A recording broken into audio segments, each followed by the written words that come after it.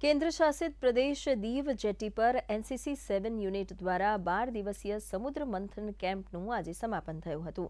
NCC cadets દ્વારા ખુખરી નિવૃત્ત યુદ્ધ જહાજની મુલાકાત લેવામાં આવી હતી.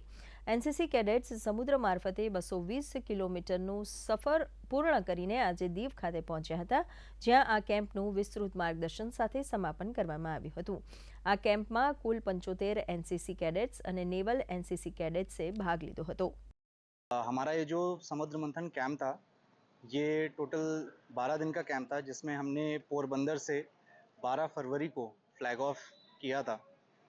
इस दौरान हमने 220 किलोमीटर की दूरी तय करी और पोरबंदर से हम फाइनली दीव आज पहुँचे हैं।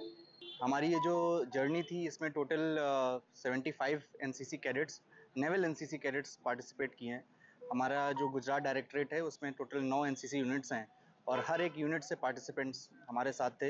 અને અમને ખૂબ જ મજા આવી છે આ કેમ્પમાં. અમને ખૂબ જ બધું જાણવા મળ્યું છે આ કેમ્પમાં. અમે રોજ 30-40 કિલોમીટર કરીને 210 કિલોમીટર કમ્પ્લીટ કર્યા છે ડીકે વ્હીલર બોટમાં, અને અમે બહુ બધું શીખ્યું છે અને બહુ બધું જાણવા બી મળ્યું છે.